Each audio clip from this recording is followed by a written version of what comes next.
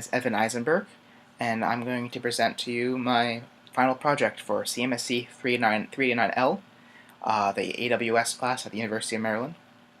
So, for the final project, I decided to make a chatbot using Amazon Lex, Lambda, and S3 that can talk to people about how they're feeling at that time for mental health issues and discuss medication with them. So for how they're feeling, it can do things like if they're feeling depressed or suicidal, for example, it can give them information for a hotline that can help them get help.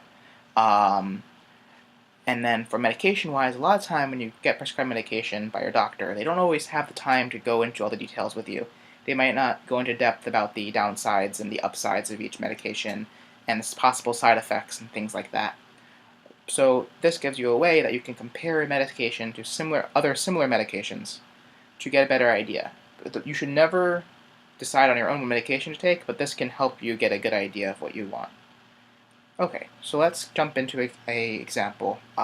So in the actual version, it would work by texting, but since I have to do it on my computer to record it, I can't show a text. So I'm using the the test bot, but it would basically be the same thing except it'd be on a phone instead, and I'll show you that when I present in class. So let's get started. So when you want to talk about how you're feeling, there's a couple ways you can go through the prompts. The one that I use the most is hi, but there are 3 more here.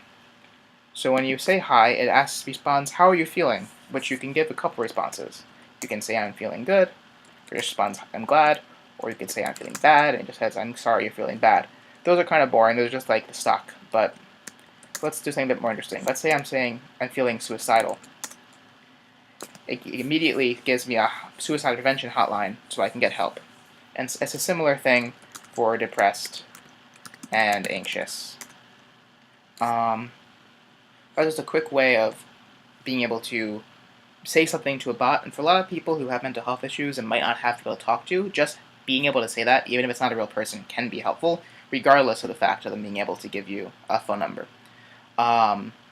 So in further versions, this could be a more interactive conversation, but for this prototype, it's just a quick response like that.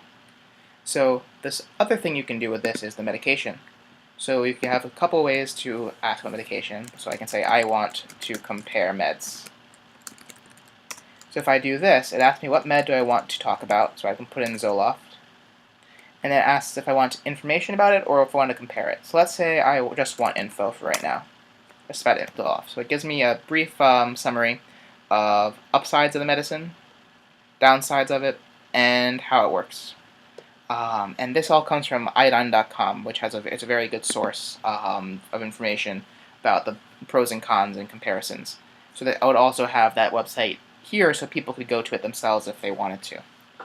So now let's say I want more comparisons of just information about one. I would say again, I want to compare meds. And I want to talk about Zoloft. But this time I want a comparison. So now it gives me lists of medication, their upsides and downsides, and comparison to each other to help understand better which one would be good for you.